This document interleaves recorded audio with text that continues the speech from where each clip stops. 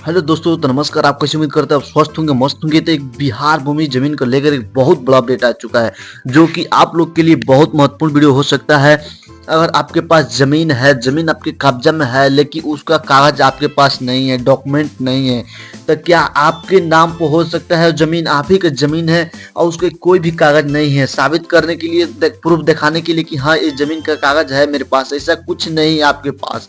तो आपके लिए एक बहुत महत्वपूर्ण और इम्पोर्टेंट जानकारी यहाँ निकल के आ चुकी है, जो कि इसके केस बहुत ज़्यादा पहुंच गए थे दिलीप जायसवाल जी के पास। तो उन्होंने एक बहुत अच्छा महत्वपूर्ण सुनहरा मौका निकाला है आपके लिए कि अब आपका ज़मीन आप अपने कब्जे में रखे हुए हैं, कागज़ नहीं है, उसको कैसे साबित कर सकते हैं कि हाँ ये मेरा ही ज़मीन है।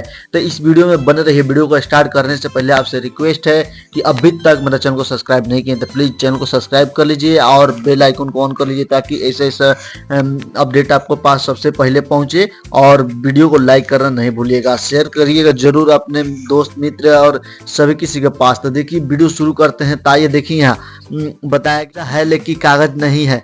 कानूनी तरीके से मालिकाना हक पाने के आसान उपाय जान ले। क्या है आसान उपाय? यह अपडेट 15 फरवरी 2025 का अपडेट निकल के आ रहा है, जो कि आप लोग देख सकते हैं। भारत में जमीन का स्वामित्व के एक जटिल विषय हो सकता है।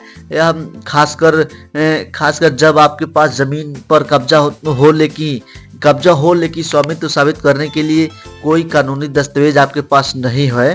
तो इसके लिए वीडियो आपके लिए बहुत महत्वपूर्ण है। इसी स्थिति में कारणों से उत्पन्न हो सकते हैं कि जैसे कि विस्तार से मिली जमीन के कागज खो जाना, जमीन खरीदते समय रजिस्ट्री न कराया, या सरकारी जमीन पर अतिक्रमण करना। ऐसी स्थिति में जमीन पर अपना हक साबित करना और उसे सुरक्षित रखना एक चुनौतीपूर्ण काम हो सकता है।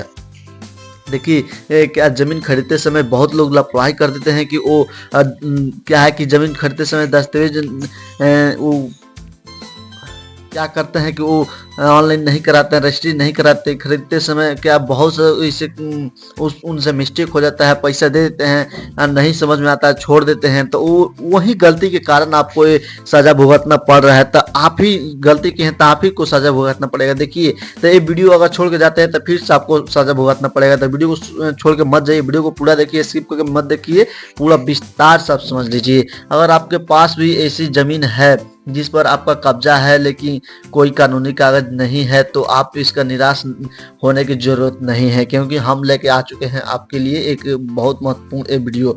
भारतीय कानून में ऐसे कई प्रावधान हैं जिनके तहत आप जमीन पर अपना स्वामित्व स्थापित कर सकते हैं। इस लेख में हम आपको उन उपायों के बारे में विस्तार से बताएंगे जिन्हें अपनाकर आप अपनी जमीन को सुरक्षित कर सकते हैं और कानूनी रूप से उसे मालिक बन सकते हैं।